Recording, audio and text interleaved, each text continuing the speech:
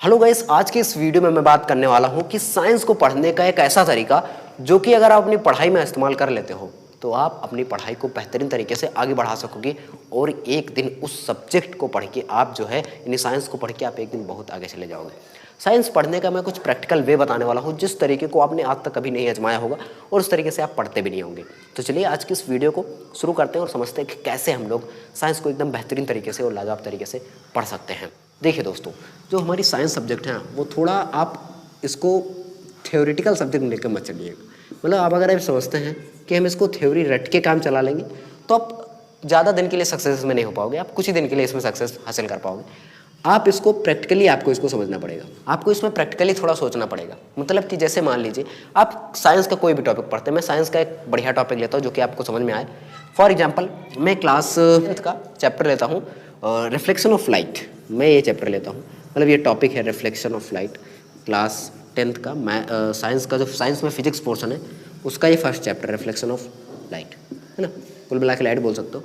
तो reflection of light को अगर आप पढ़ोगे तो अगर आप उसको थ्योरी के हिसाब से रट्टा मारोगे तो हाँ रट्टा मान लोगे कि एक ऐसा सरफेस होता है जिस पे लाइट पड़ेगी, एक ऐसा सरफेस जो कि पॉलिश सरफेस है उस पे लाइट आके इंसिडेंट करेगी तो वो लाइट जो है वो एक उसी मीडियम में जो है उसी तरीके से इंसिडेंट होकर रिफ्लेक्ट हो जाएगी। तो ये सब रिफ्लेक्शन ऑफ लाइट होगा। आप रट्टा मार के अगर याद करोगे तो ऐसे याद करोगे, लेकिन अगर आपने उसको प्रैक्टिकली वे में समझा कि लाइट जब आती है यहाँ से टकराएगी फिर ऐसे चली जाएगी, तो वो चीज़ जो आपको दिखेगा वो चीज़ आपको प्रैक्टिकल वे में दिखेगा तो आपको बहुत अच्छे समझ में आएगा। यानी तरीका क्या है, आपका एक ऐसा तरीका जो कि बहुत से कम बच्चे इस्तेमाल करते हैं, वो है एक प्रैक्टिकल वे का नज़रिया आपको देना है साइंस के किसी भी टॉपिक को पढ़ने से पहले। जैसे मैंने ये रिफ्लेक्शन ऑफ लाइट बताया, इस तरीके से आप साइंस में कोई भी टॉपिक ले सकते हो। उस चीज़ को आप थोड़ा प्रैक्टिकली समझने की कोशिश करोगे, वो चीज़ आपको समझ आएगा। फॉर एग्जाम्पल जैसे क्लास 10th की साइंस में पहला जो आपके मतलब चैप्टर्स है केमिकल रिएक्शन एंड इक्वेशंस, रासायनिक अभिक्रिया समीकरण, उसमें जो रिएक्शंस है उसको आप अगर प्रैक्टिकली कहीं पे देख पाते हो तो आपको समझ में आएगा कॉम्बिनेशन और जो और भी मतलब कि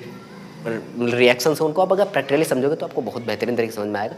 तो हमें कहने का मतलब ये है कि साइंस को जो पढ़ना है ना वो आपको प्रैक्टिकली वे में पढ़ना, मतलब कि आपको जो है प्रैक्टिकल्स के आधार पर पढ़ना। मतलब जैसे मान लो कोई टॉपिक आप पढ़ रहे हो तो उसको आपको थोड़े थोड़े एक्सपेरिमेंट करने पड़ेंगे ताकि आपको वो चीज़ अच्छे से समझ में आए। समझ में कब आएगा, जब आप उसका प्रैक्टिकली वे देखोगे कि हाँ ये चीज़ कैसे हो सकती है। फॉर एग्जाम्पल मैं बहुत सारे टॉपिक आपको बता सकता हूँ जो प्रैक्टिकल वे में समझे जा सकते हैं और अगर आप ऐसे रट्टा मारोगे तो आप उनको यही याद कर पाओगे। भाई कॉम्प्लेक्स होता है ना। जैसे मैं बात करूँ एक बायो सावर्ट का नियम है ना, तो उसको अगर आप प्रैक्टिकल वे में समझोगे तो आपको समझ में आएगा। फ्लेमिंग के बाएं हाथ का नियम, दाएं हाथ का नियम, ये सारी चीज़ें अगर प्रैक्टिकली आप समझने की कोशिश करोगे ये चीज़ आपको बहुत बेहतरीन तरीके से समझ में आएंगी है ना। जितने भी मोटर होते हैं है ना, इलेक्ट्रिक मोटर्स, और उसके बाद आप अगर पढ़ोगे अल्टरनेटिव करंट और उसके बाद डायरेक्ट करंट, ये सब आपको प्रैक्टिकल वे में बहुत अच्छे समझ में आएंगे। जब आप इनको करके नहीं देख सकते, इनको आप देख सकते हो। सिर्फ आपके पास मोबाइल फ़ोन है उसमें आप यूट्यूब पर सर्च करिए डायरेक्ट करंट कैसे होता है और बल्ब के बारे में पढ़ सकते हो। तो ये सारी चीज़ें आपको प्रैक्टिकली वे में पढ़ना होगा, तब जाके आप एकदम अच्छे से आगे अपने कॉन्सेप्ट को क्लियर रख पाओगे। दिक्कत क्या होती है, जब हम अभी तो हम मान लो साइंस को रट के काम चला लेंगे, अभी आप रट्टा मार लोगे, आप अगर अभी रट्टा मार लोगे तो कोई दिक्कत नहीं, आप अभी तो रट्टा मार लोगे।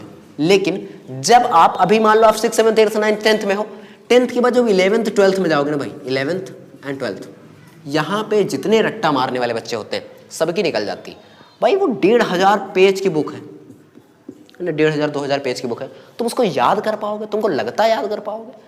Newton's third law, Newton's first law, second law, ये सारी चीज़ें आप याद कर पाओगे? कैपलर्स लॉ, ये सारी चीज़ें याद कर पाओगे? है?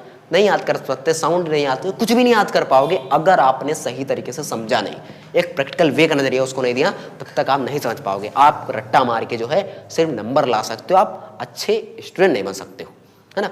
चाहिए क्या कि हमें किसी भी टॉपिक को पढ़ें तो उसको एक नजरिया देना चाहिए कि हाँ ये चीज़ कैसे हमारे लाइफ में अप्लाई हो सकती है, ये चीज़ का प्रैक्टिकली वे क्या है। अब देखो इससे पढ़ने से होगा क्या, ये चीज़ आप प्रैक्टिकली वे में पढ़ोगे, थ्योरेटिकली तो आप रट्टा मार के काम चला लोगे भाई, ये तो मुझको पता है, लेकिन जब इसको पढ़ोगे प्रैक्टिकली वे में तो वो चीज़ आपकी लॉन्ग टर्म मेमोरी में शिफ्ट हो जाएगी। मतलब कि वो चीज़ आपको ऐसे याद रहेगी। जो लॉन्ग टर्म मेमोरी होती है उसका मतलब ये है कि आप उसको लंबे समय तक याद कर पाओगे। लंबा समय मतलब कि जैसे आपने कोई टॉपिक आपको पढ़ाया जा रहा है, हाँ ये टॉपिक उससे रिलेटेड, आप देखा हाँ प्रैक्टिकल मैंने किया था, ये चीज़ ऐसे होता, मुझे आपको याद आएगा। समझ गए ना। तो आपको कोई भी साइंस का टॉपिक पढ़ना है तो उससे पहले उसका कुछ नज़रिया देखें कि वो नज़रिया जो है हमारे एक प्रैक्टिकल हो सकता है उसका, तब आपको वो चीज़ बहुत अच्छे समझ में आएगी। आई होप आपको ये बात समझ में आएगी कि कैसे हम किसी भी टॉपिक को एक प्रैक्टिकली वे में पढ़ सकते हैं। अगर समझ में आई है तो प्लीज़ वीडियो को लाइक कर दीजिए, अपने चैनल को सब्सक्राइब कर लीजिए, यानी हमारे चैनल को सब्सक्राइब कर लीजिए, क्योंकि हम आपको इसी तरीके से और भी नई नई अच्छी अच्छी वीडियोस लाते रहेंगे। अगर आपको किसी अन्य टॉपिक पर वीडियो चाहिए तो मुझे कमेंट बॉक्स में जरूर बताएं। हम आपको मिलते हैं इसके नेक्स्ट वीडियो के साथ, तक के लिए जय हिंद, जय भारत।